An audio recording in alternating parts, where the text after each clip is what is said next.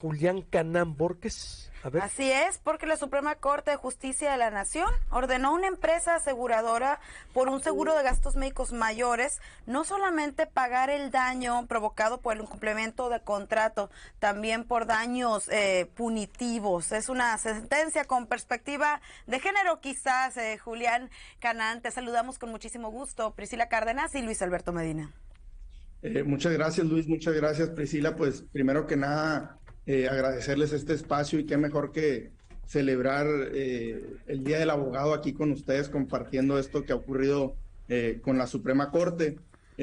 Pues si gustan les cuento primero un antecedente de cómo llegó este caso a nuestros asuntos, a nuestro despacho, para posteriormente decirles qué fue lo que dijo la Suprema Corte. ¿Cómo la ven? A ver, sí. Adelante. Adelante, a ver, ¿cuál es la Mire, dimensionar? Es decir, ¿para qué sirve esto? ¿Cómo le va a servir al ciudadano también? A ver. Así es. Mira, este asunto primero llega a nuestro despacho en relación a un seguro. Por ahí se difundió y entiendo que los términos de los contratos de seguros pues muchas veces no son los más pues directos o más comprensibles. Trata de un seguro, no es de gastos médicos mayores, sino es un contrato de seguro de vida donde tenía la cobertura de cáncer en mujeres. Entonces ella contrata esta póliza de seguros y a la postre se le actualiza ahí este padecimiento de cáncer cervicouterino. Cuando ella va y reclama a la compañía de seguros, le dicen, no, fíjate, lo tuyo no es cáncer. O sea, un abogado le dice, no, lo tuyo no es cáncer. Oigan, ¿cómo? Pues si aquí está el diagnóstico, yo me estoy tratando con cáncer, me están dando radiaciones y todo esto, ¿y cómo que no es cáncer? No, pues no es, pero mira, te damos otra oportunidad, si quieres mandamos tu asunto a otro lugar, para efectos de que te digan si es procedente o no tu reclamo, y se lo mandan a otro despacho, ¿no? Y obviamente, pues estos abogados, la misma compañía de seguros lo manda a otro despacho y estos abogados le dicen, no, pues lo tuyo no es cáncer. Es decir, la compañía nunca, un médico, un oncólogo le dijo, oye, pues lo tuyo sí es cáncer o no es cáncer, analizando estos documentos que ellas trajo a la aseguradora. Entonces, cuando le niegan el asunto, después de haber pasado por Conducef, la remiten con nosotros o nos la mandan acá con nosotros, acá en Obregón, y yo al analizar los documentos, yo le digo, pues tres cosas, le digo, oye, fíjate que aquí la compañía de seguros te está negando un seguro con un documento que es ilegal, el contrato tuyo pues es ilegal porque no está registrado, te están obligando a ti porque el contrato se basa en la buena fe y tú les estás diciendo y exponiendo que tú tienes un cáncer y a ti te está diciendo un abogado que no es un cáncer, entonces te están obligando a exponer tu intimidad para efectos de cobrar este contrato de seguros. Entonces, uno era la cuestión de cobrar la suma asegurada y la otra era la cuestión de exponer la intimidad para efectos de cobrar ese contrato de seguro, pero al usar también contratos ilegales o la manera en que ellos se condujeron, que fue oponerle condiciones que eran desconocidas, con un contrato que no reunía las características de ley y tampoco que había sido registrado, entonces yo le dije que podíamos, además de demandarlos por cumplimiento forzoso del contrato del seguro, por responsabilidad civil para efectos de que le pagaran los daños morales y los daños punitivos. En un primer momento, en la primera sentencia, nos dicen que como nosotros no acreditamos un daño moral, pues no había condena a daño moral, pero también nos dicen que como no acreditábamos el daño moral, pues, y que este estaba supeditado al daño punitivo, pues tampoco era procedente. Nos vamos al amparo y le decimos básicamente que este asunto, al haberse expuesto a la intimidad de las personas, se tuvo que haber pagado un daño moral, haberse juzgado con perspectiva de género, es decir, decirle al juez, oye, ponte en el lugar de la muchacha, a la juez, perdón, ponte en el lugar de la muchacha, ella tiene que ir más allá para cobrar un contrato de seguro, un contrato que desde nacimiento es ilegal, y ahora lo que te solicitamos, que ante esa exposición de la intimidad, pues se viola el derecho humano a la reparación del daño y a esta exposición de la intimidad, y que como era una afectación a la psiquis de la muchacha, pues que no necesitamos un daño para la procedencia de este daño moral. Y también le dijimos, y aquí radica la importancia en este tema de los daños punitivos, que el daño punitivo no estaba relacionado con el daño moral y por tanto, ante ese incumplimiento de las leyes de orden público, que su mandato constitucional es proteger al consumidor, pues no se estaban cumpliendo.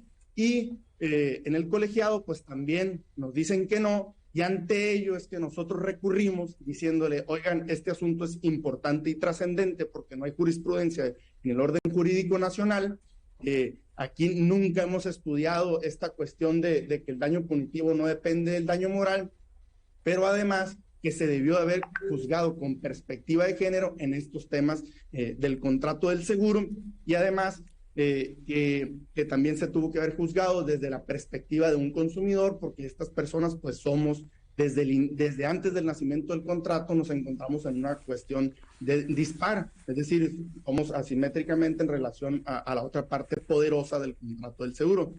Lo acoge la Suprema Corte, admite este asunto, y por unanimidad de votos, si hubiera un voto contradictorio, perdón, un voto concurrente, un voto aclaratorio o cualquier otro tipo de votos, y la Suprema Corte efectivamente acoge nuestros argumentos y dice, en efecto, tú debiste de haber juzgado con perspectiva de género, te debiste de haber puesto en los zapatos de la muchacha para efectos de que no se llegara hasta ese punto de exponer la intimidad de la muchacha para poder que procediera esta cobertura de cáncer en mujeres.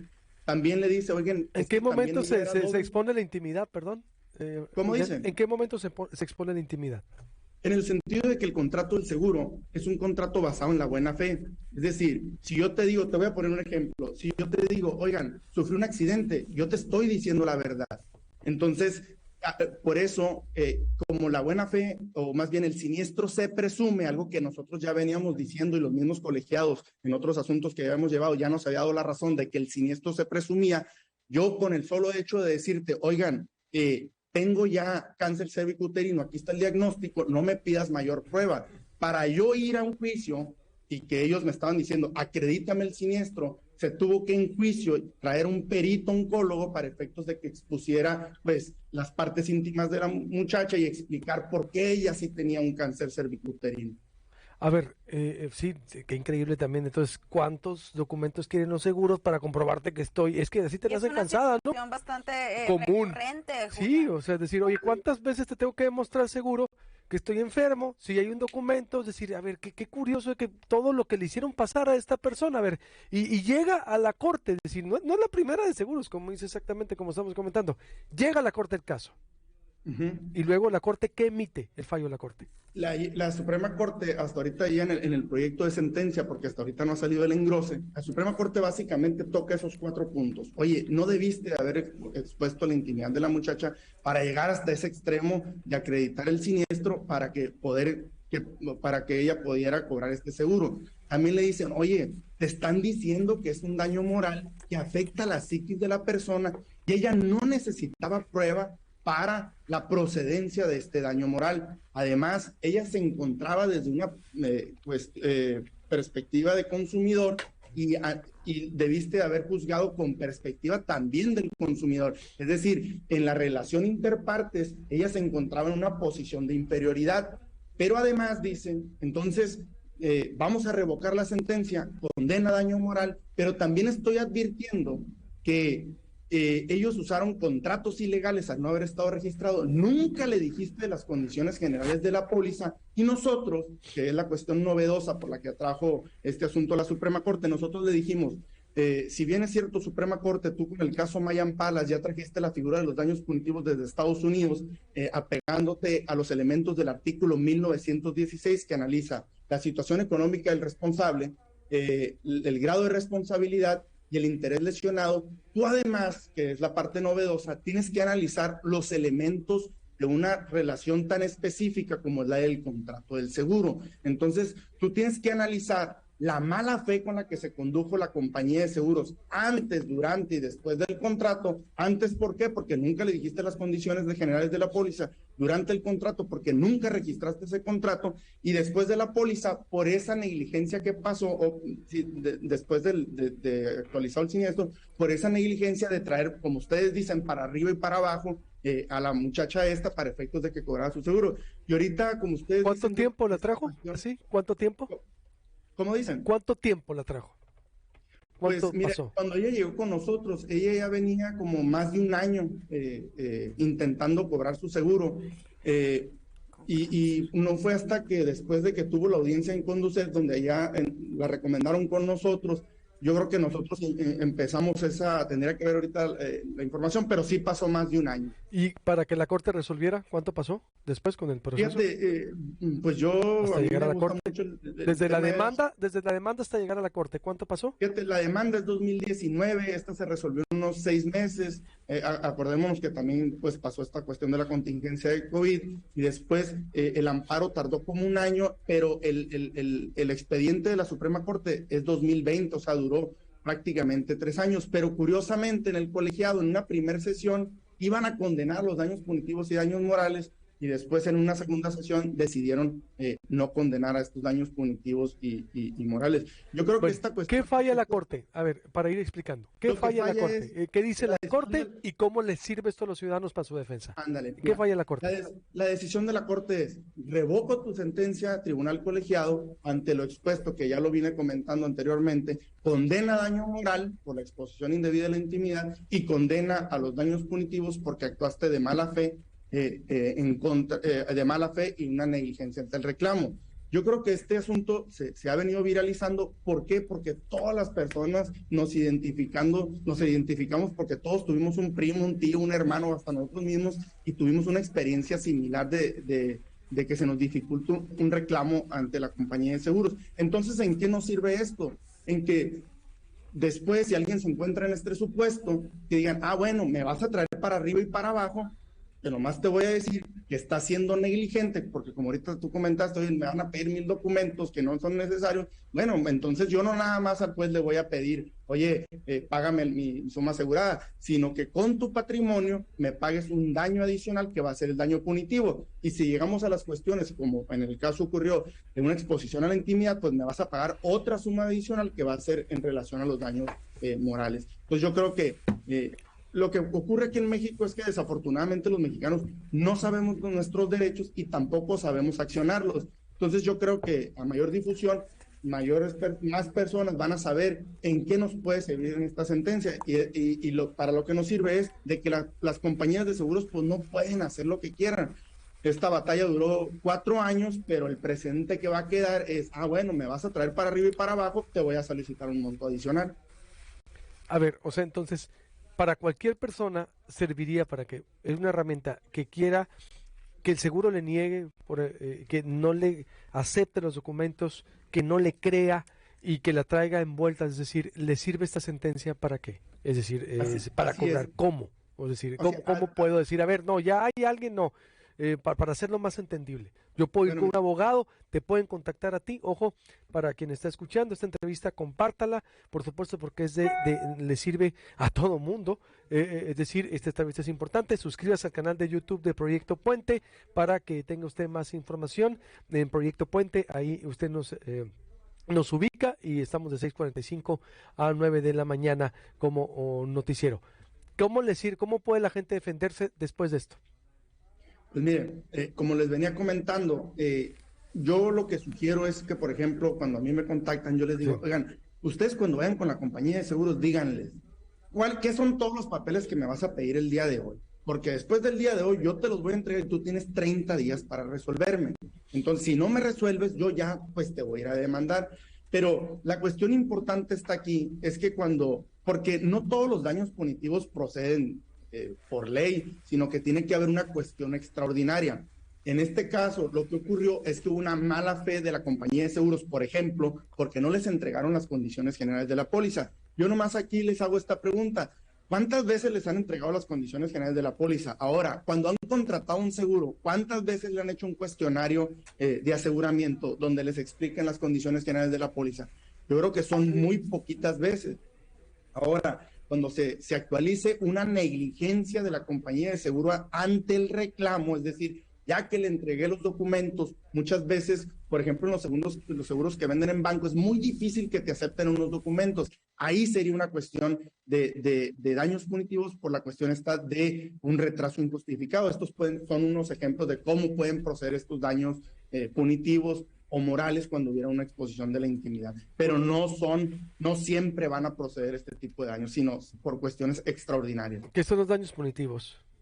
Los daños punitivos son unos daños que se traen desde Estados Unidos con ocasión de sancionar de manera ejemplar a aquellas personas que actúan pues por encima de la ley, donde hay un daño meramente gravoso y la idea es incrementar tu reparación para efectos de sancionar a las personas causantes de daños y también para disuadir a otras personas de que se conduzcan de esta manera. Pero la sanción, para que se cumpla esa finalidad, la sanción tiene que ser ejemplar, es decir, como en la teoría de los deep pockets de Estados Unidos, es decir, lo que le duele a las personas o a las empresas, pues básicamente es el bolsillo. Entonces la Suprema Corte ya advirtió de esto y dice, pues te voy a sancionar ejemplarmente, una sanción pues cuantiosa para efectos de que no lo vuelvas a hacer y para que otras empresas que se dedican a lo tuyo, pues también sepan de que ellos también pueden ser sujetos a este tipo de daños. Bien. ¿Cómo te pueden contactar, Julián? ¿Qué le dices al auditorio por último? O decir, bueno, para que vea esta entrevista.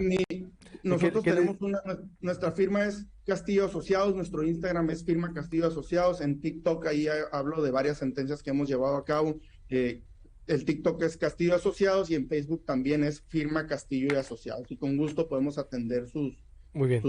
sus inquietudes. ¿Y qué le dices a quien esté peleando al seguro? Es decir, quien tenga dudas con el seguro, es decir, que la gente pelee sus derechos.